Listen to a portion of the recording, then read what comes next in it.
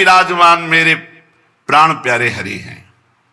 ये क्रूरा अपि पापिनो न च सताम संभाष्य दृश्याश्चये सर्वान् वस्तुतया निरीक्ष परम स्वाराध्य बुद्धिर्मम।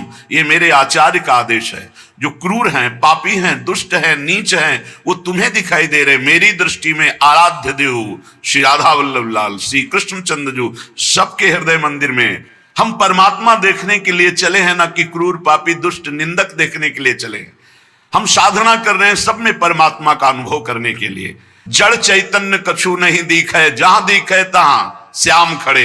ये सिद्धि है, ये साधना की परिपक्व अवस्था है कि अपने इष्ट को वासुदेवा स्वरमिति सा महात्मा सुदुर्लभा। हम उस मार्ग के पथिक हैं। सत्संग सुने तो बहुत सावधान होकर सुने, एक एक शब्द रहस्यपूर्ण होता है। भैया चाहे हीटर गर्म करे, चाहे फ्रिज ठंडा करे, चाहे एसी ठंडा वातावरण कर दे या हीटर गर्म वातावरण कर दे, बिजली दोनों में एक ही है। जो देखने वाला है कि हीटर का कारण बिजली, तो कूलर का कारण बिजली, फ्रिज का कारण बिजली, एसी का कारण बिजली, वो केवल बिजली देख रहा है कि इन यंत्रों में चलने की सामर्थ्य नहीं, ये बिजली से चल रहा है। लेकिन उस यंत्र का प्रभाव है कि वो गर्मी फेंकता है, उस यंत्र का प्रभाव शीतलता फेंकता है, पर दोनों का कारण बिजली है। ऐसे ही इस जड़ चैतन्य में, इस सत असत में, इस उच्च और नीच में, महात्मा और दुरात्मा में क्रियाएं जमीन आसमान का अंतर। पर साधक क्रिया दर्शन नहीं करता, साधक कारण तत्व को देखता है। तो कारण श्री हरिवंश भनम, कारण परम तत्व वही है, दूसरा नहीं। तुम्हारी दृष्टि स्थूल को देख रही है, शरीर और क्रियाओं को देख रही है, और संत और साधक भगवत मार्ग के पथिक उस तत्व का दर्शन करने निकले, तभी उन्हें तत्वदर्शी महात्मा कहा जाता है। इसीलिए अनाधिकारी संतों के वचनों का गूढ़ रहस्य न जानकर वो मनमानी आरोप थोप करके उनकी निंदा करके नरकगामी होता है। तो कह रहे हैं उदासीन जग में रहो। तुमसे कोई मित्रता का व्यवहार करे तो जय जय, और शत्रुता का व्यवहार करे तो जय जय, क्योंकि उसकी मति है। लेकिन मित्र और शत्रु व्यवहार है, लेकिन परमार्थ में नहीं। परमार्थ में वही परमात्म तत्व उसके हृदय में बैठा है, वही परमात्म तत्व मित्र के हृदय में बैठा है। तो उदासीन जग में रहे, शत्रु मित्र नहीं कोई, सबके हित की कीजिए, सबके हित की, सबका मंगल, ये परमार्थ के पथिक।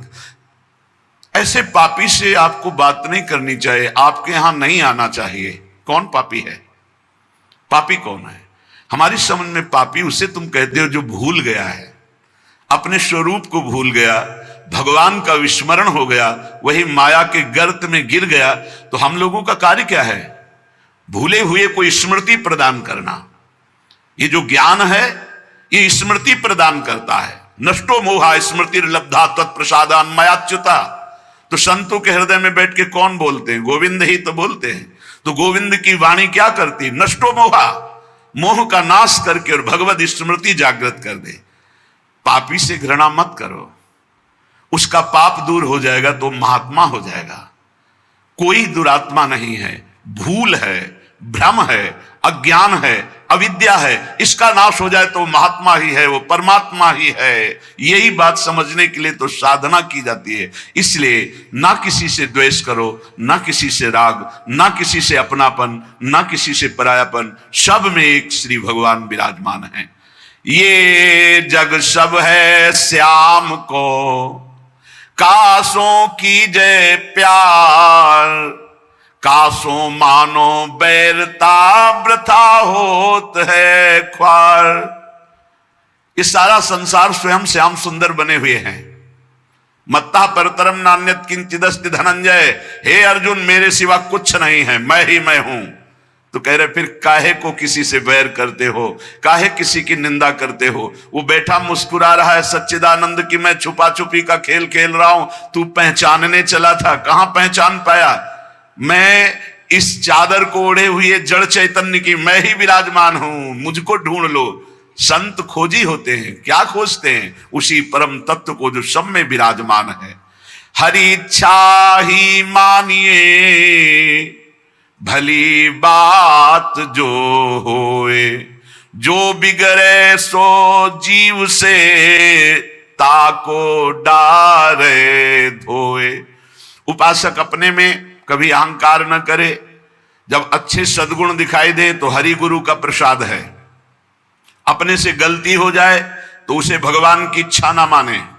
ये हमारा अज्ञान है, हमारी गलती, हमारा दोष है, और उस दोष का प्रायश्चित करे, दंड दे, क्षमा ना करे। दूसरों को भले क्षमा कर दे, अपने मन को क्षमा ना करे। जो अपने मन को सब क्षमा करते, सब दूसरों के जरा से दोष को क्षमा नहीं कर सकते, अपने पहाड़ जैसे पाप को भी क्षमा कर देते। यहां सिद्धांत उल्टा है। परमार्थ का पथिक अपने राय भर के भी दोष को पहाड़ के समान मानकर उसका प्रायश्चित करता है, और दूसरे के पहाड़ के समान दोष को भी राय के समान भी नहीं मानता है। यह परमार्थ के पथिक का स्वभाव होता है। हमारे से अच्छा बन गया श्री गुरुदेव की कृपा, श्री लाडली जी की कृपा। बुरा हो गया, ये मेरी गलती, मेरी वासना है, ये मेरा अहंकार है कहीं जो मेरे से गलती करवा दिया। यही बात गोस्वामी तुलसीदास जी कहते हैं। गुण तुम्हार समुझे निज दोषा, जे सब भांति तुम्हार भरोसा। सब प्रकार से आपके भरोसे है। जो गुण है वो हे हरि आपके प्रदत्त है, जो दोष है वो मैंने किया, मैं दोषी हूं।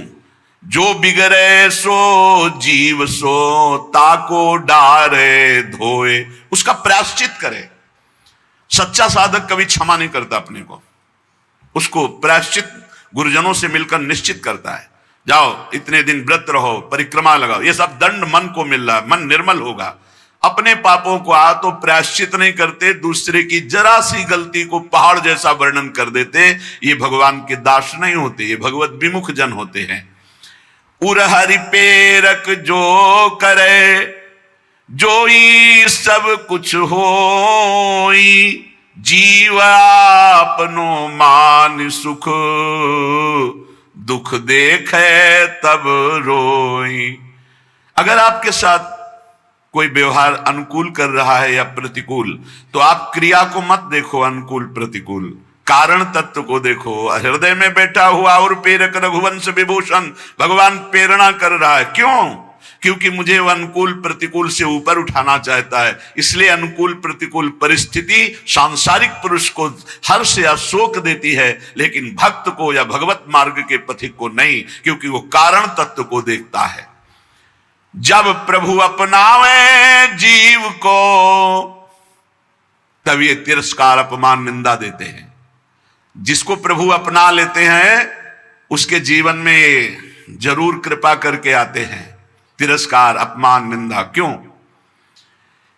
क्योंकि इसका एक चिपकाव का स्वभाव है। कोई जरा सा प्यार करे बस वो मान लेता ये मेरा। कोई वस्तु अच्छी लगी, चिपक गया, बस उस वस्तु, इसके बिना मैं नहीं जी सकता।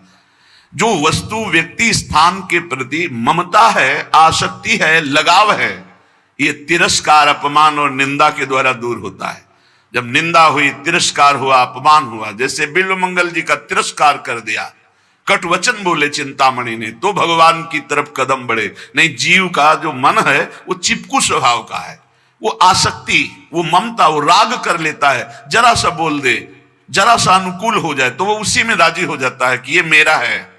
प्रभु ऐसा होने नहीं देते, बड़े कृपालु हैं, अपने जन को फंसने नहीं देते। इसलिए वहां से प्रतिकूलता दिलाते हैं, तिरस्कार दिलाते हैं, कटु वचन दिलाते हैं, तो वो फिर चैतन्य होता है। अरे नहीं, इस जगत में कोई नहीं, हरि के सिवा मेरा कोई, फिर हरि की तरफ भागता है। तो कह रहे कि ऐसी भगवान की अहेतुकी कृपा है कि जब जीव को भगवान अपनाते हैं तो तिरस्कार, अपमान, निंदा देते हैं। घबराओ मत, उतना ही देंगे जितने में तुम परिपक्व हो जाओगे। तुम्हारा पतन नहीं हो सकता, तुम इतना दुखी नहीं हो सकते कि परमार्थ छूट जाए। और काटे भव के फंद, चरण कमल में राख हैं श्री वृंदावन चंद्र। वृंदावन चंद्र युगल सरकार ऐसी परिस्थिति बना देंगे आपको। जो सुन रहे हैं बहुत धैर्य से, हो सकता है तुम्हारी वास व्यवस्था कमजोर हो सकता है तुम्हारी भोजन व्यवस्था कमजोर हो सकता है तुम्हारी अर्थ व्यवस्था कमजोर हो।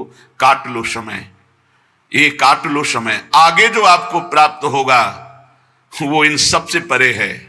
नाशवान परिस्थिति, नाशवान धन, नाशवान भोग, इससे परे अविनाशी परम पद मिलेगा। और ये हम विश्वास पूर्वक तुम्हें कह रहे हैं कि भगवान अपने भक्त के योगक्षेम का वहन करते हैं। आप निश्चिंत रहिए, इंतजार करो, ऊबना मत, कैसी भी परिस्थिति हो भागना मत। यहां हर एक को श्री जी देख रही हैं। जितनी परिस्थिति में तुम्हें वो रख रहे हैं, तुम उसी के लायक हो। लायक का मतलब तुम्हारी अध्यात्म की स्थिति के लिए बहुत जरूरी है। नहीं, मेरी प्रियाजू के पास कुछ कमी नहीं है, वो आप देख रहे हैं, आप स्पष्ट देख रहे हैं, आप समझ नहीं सकते स्थिति को। अगर हम गिरिराज जी जाना चाहते हैं परिक्रमा लगाने, तो हमारे 2-3 ब्रजवासी थे, उनसे जाके कहते दंडोत बाबा गिरिराज जी जाना है ना आपको, क्योंकि 1-2 बार जैसे ये 30 रुपया लीजिए आने जाने का किराया। आप कैसे तुम्हें बताए, केवल भगवद आश्रय रखना। तुम्हें जो भोजन की समस्या, जो वस्त्र की समस्या, जो वास की समस्या, जो अपमान, जो परिस्थिति, ये बहुत जरूरी है। हम वंदना करते हैं उस परिस्थिति की, क्योंकि वही परिस्थिति शरणागति पुष्ट करती है। अन्य आश्रय मत ले लेना, अन्य भरोसा मत कर लेना। मेरी लाडली जो डायरेक्ट आपकी व्यवस्था संभाल रही हैं, यहां वही प्रवेश पा रहा जिसे श्री जी देख रही है। पर दुर्भाग्य है कि ऐसी करुणा होने पर भी वो अपराध करता है। वो करुणामयी स्वामिनी के भाव को न जानकर वृंदावन को एक शहर मानता है, और यहां आकर होटल में वास करके नाना प्रकार की कुचेष्टाएं करके पाप कमा कर जाता है। मेरी स्वामिनी जी की कृपा की अवहेलना करता है। प्रथम यथामति प्रणवों श्री वृंदावन अति रम्य, श्री राधिका कृपा बिनु सबके मनन गम्य। यहां प्रवेश भी नहीं कर सकते। जब स्वामिनी जी इतनी दयालु आपको कृपा की, आपका सौभाग्य वर्धन के लिए धाम बुलाया, तो यहां आकर थोड़ी तो साधना कर लो। यहां वो कार्य तो मत करो जो तुम्हें नरक ले जाने वाले हैं। वो समझ नहीं पाते हैं। ये कोई वृंदावन धाम है, कोई शहर नहीं, कोई नगर नहीं कि आप पैसे के बल से आए, होटल लिए, मनमानी खान पान, मनमानी भ्रष्टाचार का आचरण, तो तुम्हारी दुर्गति हो जाएगी। धाम को धाम की तरह सेवन करो, नहीं तुम मत आओ। दूर से चिंतन करो, प्रणाम कर लो, इतने में तुम्हारा मंगल हो जाएगा। यहां आओ तो धाम की तरह आओ। पहले तुम इस यहां प्रवेश होने के पहले अपने दिमाग में बैठा लो कि तुम जा कहां रहे हो। परम पावन श्री धाम वृंदावन का दर्शन करने। तो यहां दर्शन करो, उपवास करो, भजन करो, नाना प्रकार से भागवती का आचरण करो, परिक्रमा लगाओ, किसी संत की, ब्रजवासी की, गौ की, यहाँ के पशु पक्षी की, हाँ सेवा बन जाए, किसी को खवा पिला दिया, चाहे वो पशु पक्षी ही क्यों ना हो, ये सब दिव्य महात्मा है, जीवन धन्य हो जाएगा। श्री जी करुणा करते, हम करुणा का अवहेलना, अपराध कर बैठते हैं। ये बिल्कुल सत्य बात समझिए।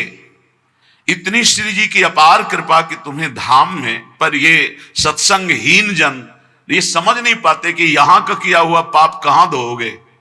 यहां का किया हुआ पाप वज्र की लीक होता है, और वो प्रतिपल पनपता रहता है, ब्याज दर ब्याज, भोगते भोगते कल्प व्यतीत हो जाएंगे, फिर भी यहाँ के पाप से मुक्त नहीं हो पाओगे। हाँ, वही मुक्त हो जाता है जो आश्रित होकर अपने प्राणों का विसर्जन प्रियालाल के शरणागत होकर के धाम में करता है। अगर धाम में अपराध बन जाए तो धाम ही मिटा सकता है। इसलिए आगंतुक वृंदावन में आने वालों को हम प्रणाम करके प्रार्थना करते हैं कि आपका अहोभाग्य, आप वृंदावन आए हो, लेकिन सावधान। कहीं मसाला खा के थूक रहे हो, कहीं दोना पत्तल फेंक रहे हो, कहीं गंदी दृष्टि कर रहे हो, कहीं दूसरे के प्रति दोष दर्शन कर रहे हो, या कहीं मन की विलास इंद्रियों के भोग भोग रहे हो। बहुत सावधान, गलती न बन जाए। यहां से यहां 1 घंटा रुको, लेकिन सही ढंग से रुको। यहां 1 दिन रुको, लेकिन रहने की पद्धति से। 1 दिन में तुम्हारा श्रीपाद प्रबोधानंद जी का एक बार वृंदावन आ गया, एक पुष्प प्रसादी सूंघ लिया, एक बार बिहारी जी को प्रणाम कर लिया, एक बार वृंदावन की रज लग गई, अब तुम नरक नहीं जाओगे। तो उल्टा भी इसका है, आप एक बार वृंदावन में आके पापाचरण कर लिए तो बचोगे नहीं नरक से, क्योंकि ये अमोघ धाम है। उपजाऊ भूमि में चाहे बमूल का पड़ जाए, या गन्ना का पड़ जाए, या दाक्षवारा का पड़, वो उपज जाएगी। आप बो क्या रहे हो वृंदावन में आकर? सत्कर्म, भगवत भजन, या दुष्कर्म, पापाचरण। भगवत कृपा सब पर है। तुम्हें मनुष्य बनाया, धाम बुलाया, सत्संग करके, दर्शन करके भगवत प्राप्ति का मार्ग पुष्ट कर सकते हो, पर मनमानी आचरण करके अपने जीवन को नष्ट कर सकते हो। इसलिए सावधान। जब जिस पर हरि कृपा करते हैं, हम वंदना करते हैं उस परिस्थिति का जिसमें कोई व्यवस्था ना हो और मन आश्रित हो जाए श्री जी की। ये बहुत बड़ी बात है, ये शायद ही कोई उपासक समझ पाएगा। हम प्रणाम करते हैं और धन्यवाद देते हैं परमात्मा कृपा को, जिस साधक के जीवन में अव्यवस्था हो, विपत्तियां हो, प्रतिकूलता हो और कोई प्यार करने वाला ना हो और केवल एकमात्र प्रियाजू के चरणों का भरोसा आ जाए, यही सबसे बड़ी सिद्धि है। ये अनुकूलता में नहीं होती भाई, ये होती ही नहीं अनुकूलता में। जितनी अनुकूलता मिलती उतनी इंद्रियां बहिर्मुख होकर के जगत को अपना मानने लगती हैं, व्यक्ति को, वस्तु को, स्थान को। इसलिए भगवान जिस पर विशेष कृपा करते हैं, अपनाते हैं, उसको सब तरह से मुक्त कर देते हैं। कहीं भी आसक्ति नहीं, कहीं भी ममता नहीं, कहीं भी राग नहीं। ये दुर्लभ मनुष्य देह है, ये बंधन काटने के लिए है, बंधन पुष्ट करने के लिए नहीं। ये बंधन है फंस जाना, आपके बिना नहीं जी सकते, वस्तु के बिना नहीं जी सकते, ये व्यवस्था के बिना नहीं, ये सब बंधन है। जीवन मुक्त की पहचान क्या है? ब्रह्मभूता प्रसन्नात्मा न सोचति न कांक्षति, सिद्ध बात है। ना कोई कामना है, ना कोई सोच है, एकमात्र परमात्मा चिंतन में डूबा हुआ वो जीवन मुक्त है। जिस जिस विषय को आप छोड़ते जा रहे हैं, संसार के उन विषयों से आप मुक्त होते चले जा रहे हैं। जिस जिस कामना को, जिस जिस व्यक्ति के संबंध को, बिना आप इनको तोड़े जीवन मुक्त नहीं हो सकते। सबकी ममता ताग बटोरी, मम पद मनई बांध बर डोरी।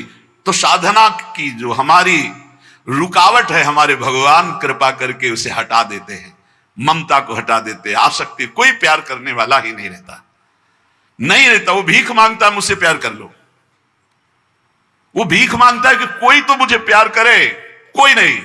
जहां वो जिधर दृष्टि डालता है उधर दृष्टि ही हटा दी जाती। बड़ा कृपा प्रसाद हरि का होता है, नहीं तो मन तो चिपकू स्वभाव का है। अब देख लीजिए, चक्रवर्ती सम्राट पद हरि के लिए छोड़ा, सुंदर रानियों को छोड़ा, पुत्र को छोड़ा, सब सुख छोड़ा और हिरण के बच्चे में फंस गए। ये बात हमको शिक्षा देने के लिए, नहीं तो वो तो भगवान के पुत्र हैं। ऋषभ देव भगवान का अवतार, उनके पुत्र हैं, और चक्रवर्ती सम्राट पद जिसके लिए छोड़ा, हिरण में कैसे फंस सकते हैं? ये हमको शिक्षा देने के लिए कि तुम किसी भी राग में भगवत प्राप्ति में बाधा पैदा कर सकते हो। तो भगवान जिस पर कृपा करते हैं वो स्वयं राग से बचा देते हैं। उसे कोई प्यार ही नहीं करता, उसे कोई अपना ही नहीं मानता। अगर वो किसी को अपना मान ले तो ऐसा वहां से कड़ुआहट दी जाती है कि दोबारा उधर अपना मानेगा ही नहीं, वो सीधे भगवान की तरफ चलेगा। ये भगवान की अहेतुकी कृपा होती है। श्रीपाद प्रबोधानंद जी महाराज कह रहे, निरस्त त्रैगुण्यम हरिरसद पुण्यम स्वकृपया धरण्यम तो भारतम विमल परमानंद सुघनम इदम वृंदारण्यम बहदतुल माधुर्य सुषमा महावन्यम धन्य सरयति बहुमान्य स्त्री जगताम। तीनों लोकों में सबसे महान धन्य है वो जो तीनों गुणों से परे करके सच्चिदानंद हरि रस दाई श्रीधाम वृंदावन का अखंड वास पा गया। ए भाई, जिनको मिल गया हो तो छोड़ना मत कि पड़ोसी ठीक नहीं है, व्यवस्था ठीक नहीं है, कोई सेवा करने वाला नहीं। एक सोच बनी रहती है उपासकों के अंदर।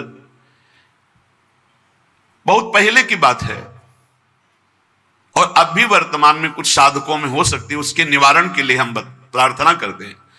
एक बार एक साधक ने कहा कि महाराज जी आप हो तो हमारा जीवन आपके शासन से सही चल रहा है, कल जब आप नहीं होंगे तो आपका शासन नहीं होगा। आज उसका समाधान सबके लिए कह रहे हैं, जिन साधकों के अंदर है। आप किसी मनुष्य की शरण में हो क्या? पहला हमारा प्रश्न है उन साधकों से जिनके हृदयों में ये बात है कि अगर सामने से ये शरीर चला जाएगा तो हमारी साधना बाधित हो जाएगी, हम एक असहाय असमर्थ अनाथ हो जाएंगे। तो हम ये पूछना चाहते हैं, आप पांच भौतिक शरीर के शरणागत हुए हैं क्या? तो उत्तर आएगा नहीं, क्योंकि कोई शरीर का शरणागत नहीं होता है। शरीर परिवर्तनशील, नाशवान, प्रतिपल नष्ट हो रहा है। आप किसकी शरणागत हो? आप उस चैतन्य घन की शरणागत हो जो सर्वलोक महेश्वर है, वही गुरु है, वही परमात्मा है और वही चराचर जगत में व्याप्त है। क्या वो त्रिकाल में तुमसे कभी अलग हो सकता है?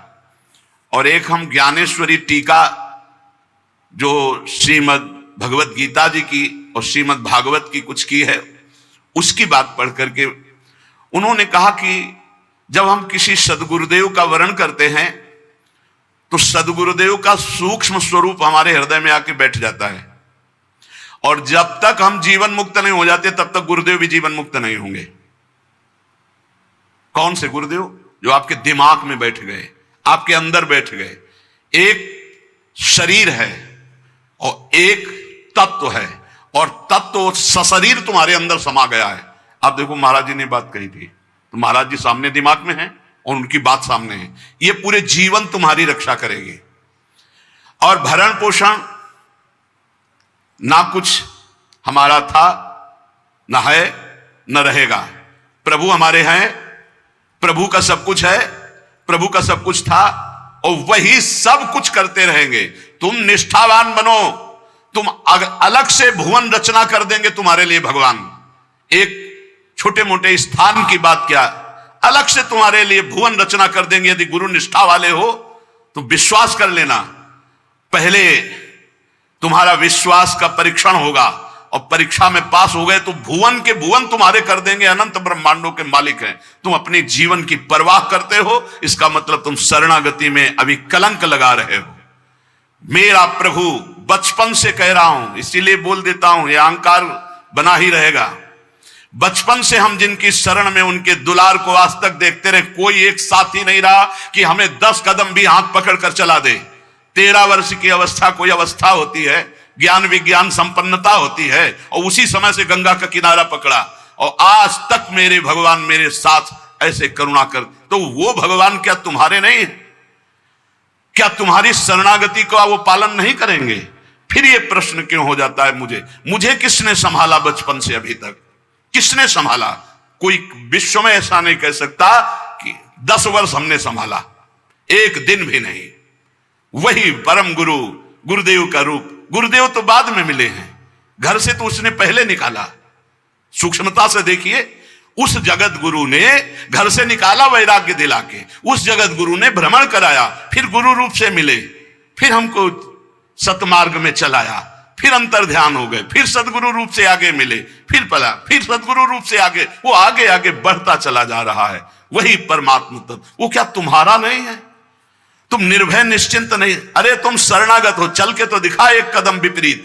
अगर थोड़ी भी शरणागत हो गए तो एक कदम तो विपरीत नहीं चल सकता जीवन में, यदि शरणागत है। और जो शरणागत है तो माया मां की तरह दुलार करती है, मां की तरह। हमारी बात को समझ लेना, माया उनको विघ्न डालती है जो सूरवीर हो करके माया को जीतना चाहते हैं, और जो माया को मां मानते हैं, मां की तरह दुलार करती हो, भगवान को प्राप्त हो जाते। माया कभी बाधा नहीं पहुंचाती। इसीलिए हरिदासों में कहीं भी माया का प्रभाव नहीं देखा जाता। वो तब होगा जब कीन हो इस कबहू अभिमाना, शोक होवन चा कृपा निधाना। अगर अभिमान रहित होकर दैन्य भगवान की शरण में, तो माया है ही नहीं, वो मां है।